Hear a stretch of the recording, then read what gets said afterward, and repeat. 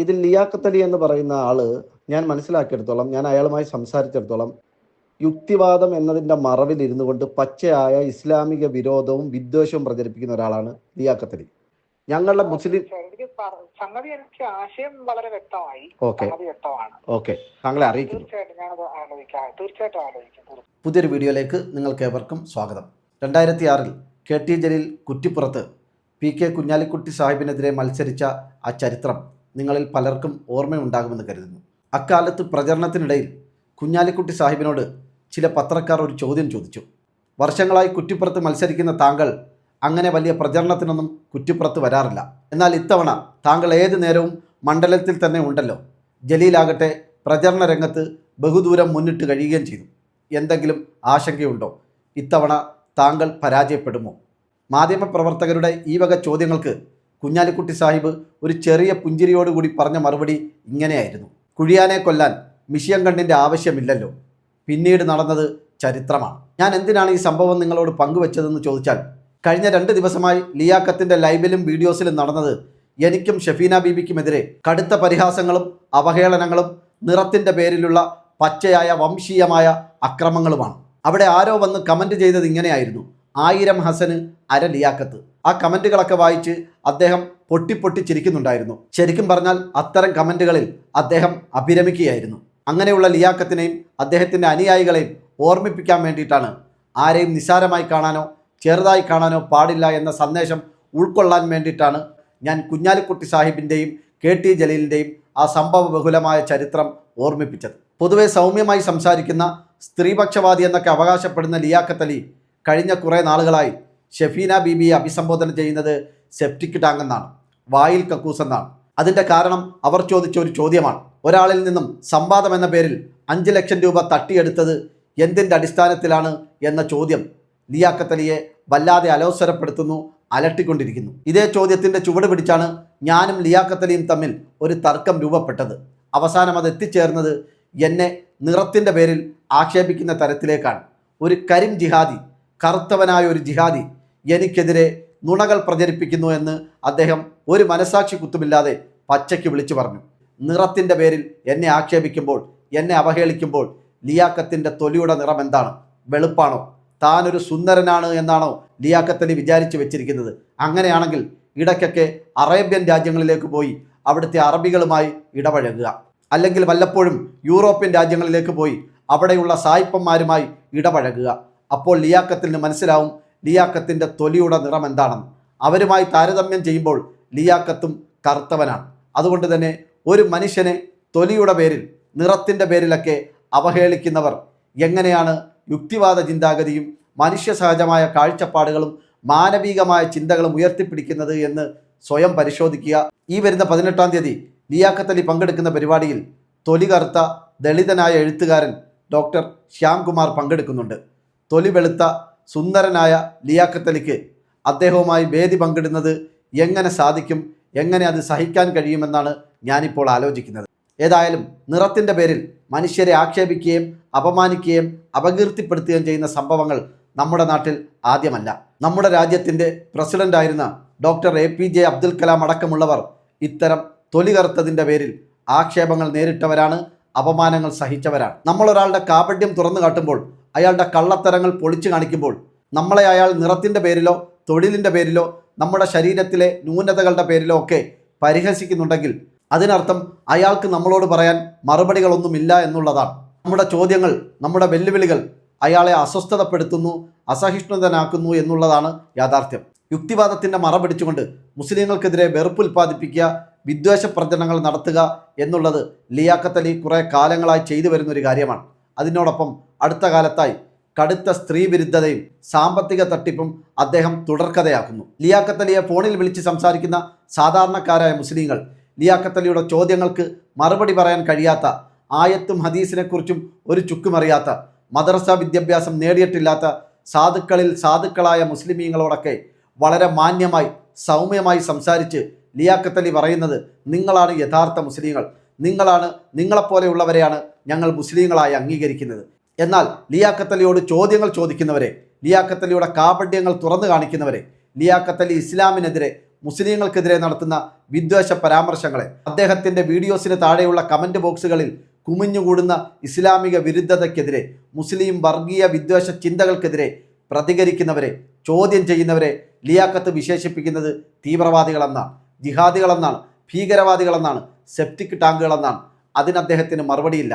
അത്തരം പ്രയോഗങ്ങളിലൂടെ സംഘപരിവാറിനെ സുഖിപ്പിച്ച്, അതല്ലെങ്കിൽ അദ്ദേഹത്തിൻ്റെ താല്പര്യങ്ങൾ സംരക്ഷിക്കുന്നവരെ സുഖിപ്പിച്ച് ചോദ്യങ്ങളിൽ നിന്നും ഓടി ഒളിക്കാൻ ലൈവിൽ വന്നിരുന്നുകൊണ്ട് ഞാൻ വിജയിച്ചേ എന്ന് വിളിച്ചു പറയുന്ന ഒരു നിലവാരത്തിലേക്ക് ലിയാഖത്ത് അലി എത്തിയിരിക്കുന്നു എന്നുള്ളത് കഴിഞ്ഞ 2 ദിവസമായി ബോധ്യപ്പെട്ട സംഗതിയാണ്. ലിയാഖത്ത് അലിയുടെ കമൻറ്റ് ബോക്സുകളിൽ മുസ്ലിങ്ങൾക്കെതിരെ നടക്കുന്ന വിദ്വേഷ പരാമർശങ്ങൾ, മുസ്ലിങ്ങൾക്കെതിരെ നടക്കുന്ന കൊലവിളികൾ, മുഹമ്മദ് നബിയെ ആക്ഷേപിച്ചുകൊണ്ടിരുന്ന കമൻറ്റുകൾക്കൊന്നും തനിക്ക് ഉത്തരവാദിത്തമില്ല എന്നാണ് ലിയാഖത്ത് അലി പറയുന്നത്. അതുകൊണ്ട് 90 വയസ്സുള്ള തൻ്റെ ഉമ്മയും സഹോദരങ്ങളും ഞാനുമടങ്ങുന്ന ലോകത്താകമാനമുള്ള മുസ്ലിം സമൂഹത്തെ തെറി പറയാനും വംശീയമായി ആക്രമിക്കാനും വിദ്വേഷ പരാമർശങ്ങൾ നടത്താനും പ്രവാചകരെ ആക്ഷേപിക്കാൻ പാകത്തിൽ വീഡിയോസുകൾ ചെയ്തു കൊടുക്കുന്ന താങ്കൾക്ക് ഈ ഉത്തരവാദിത്തത്തിൽ നിന്നും ഒഴിഞ്ഞു മാറാൻ സാധ്യമല്ല. ഷെഫീന ബീബിയുടെ ചോദ്യങ്ങൾക്ക് മറുപടി ഇല്ലാതായപ്പോഴാണ് ലിയാഖത്ത് അലി എൻ്റെ പിന്നാലെ കൂടിയത്. അതുവരെ ലിയാഖത്ത് അലിയുമായി ഏതെങ്കിലും തരത്തിലുള്ള തർക്കമോ ഏതെങ്കിലും വിഷയത്തിൽ അഭിപ്രായ വ്യത്യാസങ്ങളോ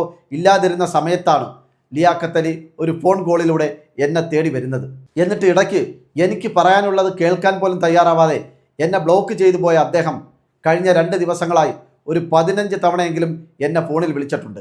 എന്നോടിനി സംസാരിക്കാൻ താല്പര്യമില്ലെന്നും സ്വകാര്യമായോ വാട്സപ്പിലോ കോണ്ടാക്ട് ചെയ്യാൻ താല്പര്യമില്ല എന്ന് പറഞ്ഞു പോയിട്ട് എന്തിനാണ് അദ്ദേഹം എന്നെ നിരന്തരം 10-15 തവണ വിളിച്ചതെന്ന് എനിക്കിനിയും മനസ്സിലായിട്ടില്ല. ലിയാഖത്ത് അലിയും ലിയാഖത്ത് അലിയെ പോലെയുള്ളവരും സമൂഹത്തിൽ ഉണ്ടാക്കിയ വിഭാഗീയതയുടെയും വിദ്വേഷത്തിൻ്റെയും ദുരവസ്ഥ നേരിട്ട കോതകുറിശിയിലെ ചെറുപ്പക്കാരൻ എന്നെ ബന്ധപ്പെടുകയും ഞങ്ങൾ ഒരുമിച്ച് വീഡിയോ ചെയ്യുകയും ചെയ്തു. പക്ഷേ ഇന്നലെ ലിയാഖത്ത് അലിയും അദ്ദേഹവും തമ്മിലുള്ള ഫോൺ സംഭാഷണം ഞാൻ കേട്ടു. ഇടയ്ക്കതിൽ ലിയാഖത്ത് അലി പറയുന്നുണ്ട്, നമ്മൾ ഒരേ നാട്ടുകാരല്ലേ, ഹസൻ ഇവിടെ വന്ന് കൂടിയ ആളല്ലേ, അവനെ എന്തിന് മുഖവിലക്കെടുക്കണം, അവനെ എന്തിന് പരിഗണിക്കണം. അവസാനം എത്തുമ്പോൾ അവർ രണ്ടുപേരും അളിയ അളിയ എന്ന് പറയുന്ന ഒരു ബന്ധത്തിലേക്ക് എത്തുന്നതും കാണാൻ സാധിച്ചു. ഇതിൽ നിന്നും ഞാൻ മനസ്സിലാക്കുന്നത് ലിയാഖത്ത് അലി ആ യുവാവിനെ എങ്ങനെയോ കയ്യിലെടുത്തു എന്നുള്ളതാണ്. അവിടെ എന്ത് തിരിമറിയാണ് നടന്നത്, എന്ത് അട്ടിമറിയാണ് നടന്നത് എന്നുള്ളത് കാലം തെളിയിക്കട്ടെ. യുക്തിവാദത്തിൻ്റെ മറ പിടിച്ചുകൊണ്ട് കേരളത്തിലെ മുസ്ലിങ്ങൾക്കെതിരെ പച്ചയായ വർഗീയതയും വിദ്വേഷവും പ്രചരിപ്പിക്കുന്ന ലിയാഖത്ത് അലിയെ പരസ്യമായി തുറന്നു കാണിക്കാനുള്ള തീരുമാനത്തിൽ നിന്നും ഒരു പടി പോലും പിന്നോട്ടില്ല എന്ന് ഞാൻ ആവർത്തിക്കുകയാണ്. അതിന് ലിയാഖത്തിൻ്റെ 90 വയസ്സുള്ള ഉമ്മയടക്കമുള്ള മുഴുവൻ മുസ്ലിം ഉമ്മത്തിൻ്റെയും പിന്തുണ ഞങ്ങൾ നേടിയെടുക്കുക തന്നെ ചെയ്യും. അതോടൊപ്പം തന്നെ യുക്തിവാദി ചമഞ്ഞ് കേരളത്തിലെ സാംസ്കാരിക വേദികളിൽ നുഴഞ്ഞു കയറാനുള്ള ലിയാഖത്ത് അലിയുടെ തന്ത്രങ്ങളെയും പൊതുസമൂഹത്തിന് മുന്നിൽ തുറന്നു കാണിക്കുക തന്നെ ചെയ്യും. അതിൻ്റെ ഭാഗമായി ഒരു ഫോൺ സംഭാഷണം കൂടി നിങ്ങളെ കേൾപ്പിച്ചുകൊണ്ട് ഈ വീഡിയോ നമുക്ക് അവസാനിപ്പിക്കാം. ഹലോ, നമസ്കാരം. ഡോക്ടർ ശ്യാംകുമാർ അല്ലേ? അതെ. എൻ്റെ പേര് ഹസൻ എന്നാണ്. ഞാൻ കൊല്ലം ജില്ലയിൽ കരുനാഗപ്പള്ളി സ്വദേശിയാണ്.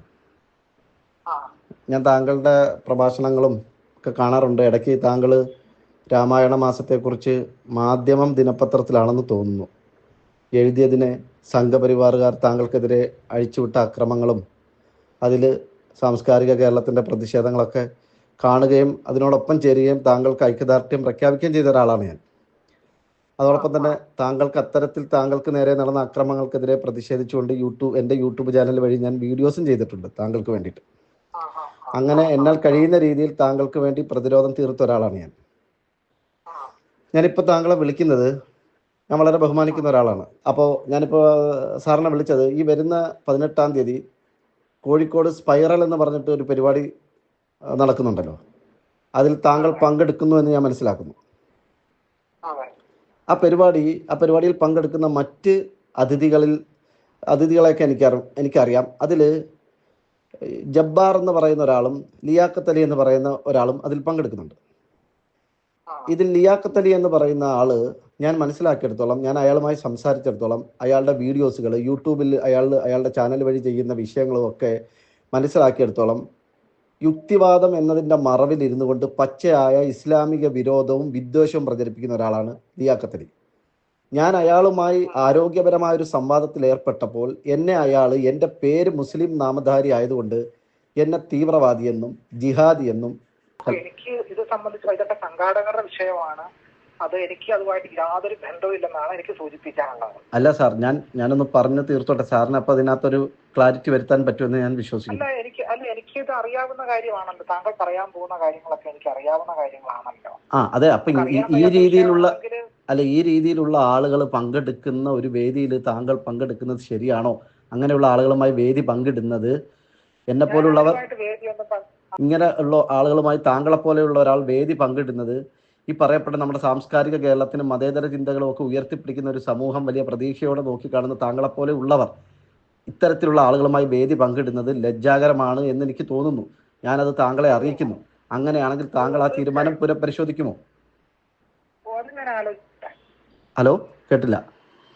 താങ്കളുടെ അഭിപ്രായം പറയുന്നു, എനിക്ക് ആലോചിക്കാനും തീരുമാനിക്കാനും എനിക്ക് സ്വാതന്ത്ര്യം ഉണ്ടല്ലോ. ഉണ്ട്, തീർച്ചയായും ഉണ്ട്. അത് വെച്ചുകൊണ്ട് തന്നെയാണ് ഞാൻ പറഞ്ഞത്. സാർ, ഞാൻ പറഞ്ഞ സാറിന് മനസ്സിലായിട്ടുണ്ടാവല്ലോ. ലിയാഖത്ത് അലി ഉയർത്തുന്നത് കേവലം യുക്തിവാദ ചിന്തകളല്ല. അദ്ദേഹം യുക്തിവാദത്തിന്റെ മറവിൽ ഇരുന്നു കൊണ്ട് ഞാനടക്കമുള്ളവർ സഭ്യമായ ഭാഷയിൽ ചോദിക്കുന്ന ചോദ്യങ്ങൾക്ക് പോലും മറുപടി പറയാതെ എൻ്റെ പേര് നോക്കി എന്നെ തീവ്രവാദി, ജിഹാദി എന്ന് എനിക്ക് വ്യക്തിപരമായി നേരിട്ട അനുഭവമാണ്. മറ്റ് പലരെയും മുസ്ലിം നാമധാരിയാണെങ്കിൽ അവരെയൊക്കെ അദ്ദേഹം അങ്ങനെയാണ് അഭിസംബോധന ചെയ്യുക. അപ്പൊ അത്തരം നിലപാടുകളോടോ ഞാൻ ഈ കാര്യത്തിൽ മതവിമർശനം എന്താണ്, മതവിദ്വേഷ പ്രചാരണം എന്താണ് വളരെ വ്യക്തമായി മനസ്സിലാക്കുന്ന ഒരാളാണ്. അറിയാം. അപ്പൊ എന്നെ സംബന്ധിച്ച് മതവിമർശനം വേണമെന്നും ആ മതവിമർശനം എന്ന് പറയുന്നത് സമകാലിക ഇന്ത്യൻ സാഹചര്യം നോക്കി വേണമെന്നും മതവിമർശനത്തിന്റെ ഭാഷ എങ്ങനെയായിരിക്കണം എന്നതിനെ സംബന്ധിച്ച് എനിക്ക് വളരെ വ്യക്തമായ അഭിപ്രായമുണ്ട്. അപ്പോ ഈ കാര്യത്തെ പറ്റി ഞാൻ ആലോചിക്കുന്നുണ്ട്. എന്തായാലും തീർച്ചയായും സാറിന്റെ ആ ഒരു തീരുമാനം പോലും വളരെ സന്തോഷം നൽകുന്നതാണ്, സ്വാഗതാർഹമാണ്. സാർ ഇപ്പോൾ വളരെ വ്യക്തമായി പറഞ്ഞു മതവിമർശനം എങ്ങനെയാണെന്നും അതിനുപയോഗിക്കേണ്ട ഭാഷ ഏതാണെന്നും സാർ പറഞ്ഞു. ഇത് തന്നെയാണ് ഞങ്ങളും പറയുന്നത്. മതവിമർശനത്തെ ഞാൻ സ്വാഗതം ചെയ്യുന്നു, ഞങ്ങൾ എല്ലാവരും സ്വാഗതം ചെയ്യുന്നു. പക്ഷേ മതവിമർശനം ഒരു മറയാക്കിക്കൊണ്ട് പച്ചയായ സംഘപരിവാറിന്റെ വാദം ഉന്നയിക്കുന്ന ആളാണ് ലിയാഖത്ത് അലി. പ്രത്യേകിച്ച് സാറ് സംഘപരിവാറിന്റെ അക്രമം നേരിടുന്ന ഒരാളാണ്. അപ്പൊ സാറിന് ഞങ്ങളുടെ വേദന മനസ്സിലാകും എന്ന് ഞാൻ പ്രതീക്ഷിക്കുന്നു. ഞങ്ങളുടെ മുസ്ലിം സംഗതി എനിക്ക് ആശയം വളരെ വ്യക്തമായി. ഓക്കെ. അപ്പൊ ഞങ്ങളെപ്പോലെ ഉള്ളവർ, സാറിനെ പോലെയുള്ള ആളുകൾ ഇത്തരം ആളുകളുമായി വേദി പങ്കിടുന്നതിൽ നിരാശയുള്ളവരാണ്. സാറിനെ പോലെയുള്ളവർ ആ തീരുമാനം പുനഃപരിശോധിക്കുന്നത് ആശ്വാസകരമായിരിക്കും എന്ന അഭിപ്രായം കൂടി ഞാൻ രേഖപ്പെടുത്തുന്നു, താങ്കളെ അറിയിക്കുന്നു. തീർച്ചയായിട്ടും ആലോചിക്കും. ഓക്കെ സാർ, നന്ദി. Okay sir, thank you. Okay.